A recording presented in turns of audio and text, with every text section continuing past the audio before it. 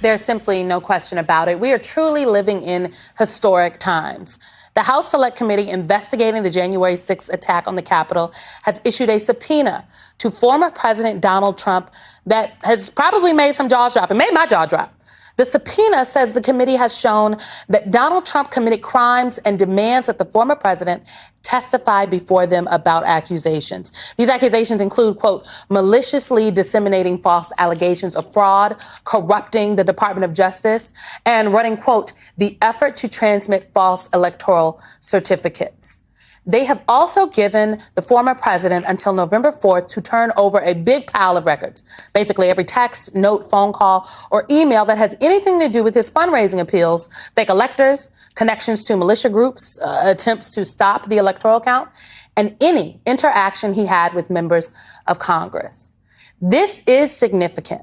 But now we have to ask these real legal questions. Will the former president hand anything over? Will he show up to testify? How far will Congress go to try to force him to comply?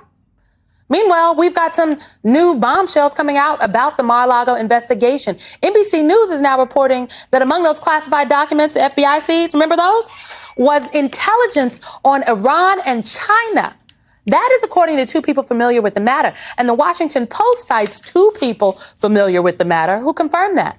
At least one of the documents, according to these two individuals seized by the FBI, describes Iran's missile program.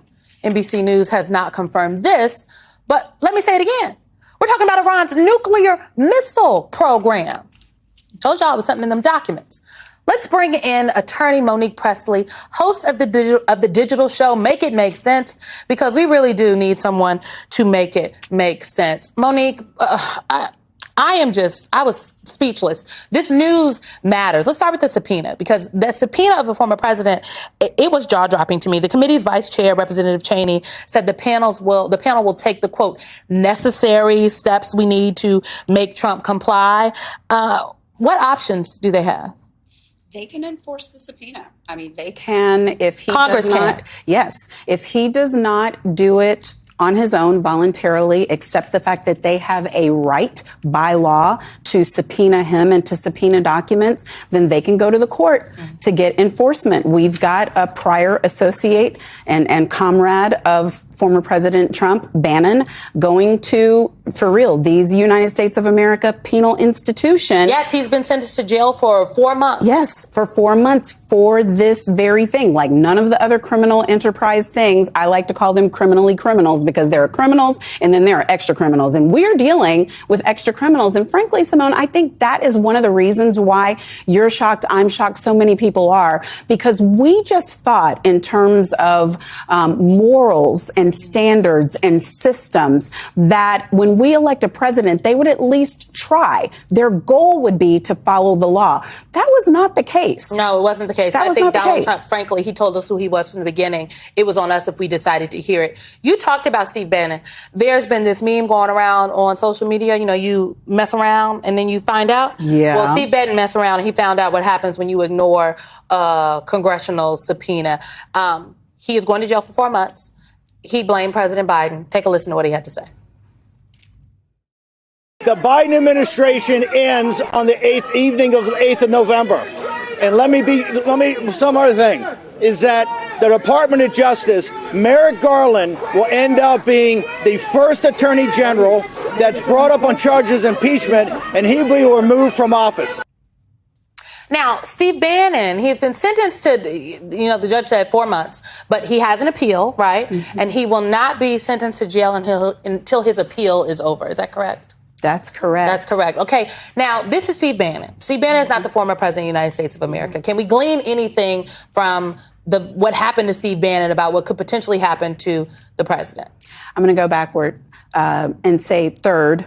What we can glean is that he's going to take this time that he's going to have to serve whenever he has to serve it as a badge of courage, as a badge of honor, as something that he can come out with like he really did something. And the crowd that embraces them will embrace him because of that. So it doesn't mean anything to him, nor does that pittance of, he would have paid more than that and happily gone to jail longer than that in order to avoid talking. Second, we can see that a former president president, if this is what happened with him, we can expect that Trump will not follow the guidelines, will not follow the law, will not voluntarily submit to the subpoena. But first, what I want to say is please note, because I couldn't come on and not say it, that there is no black man in America who would be permitted, once found guilty, to stay out on appeal for such a serious crime. There are black men by the hundreds of thousands that are in correctional institutions right now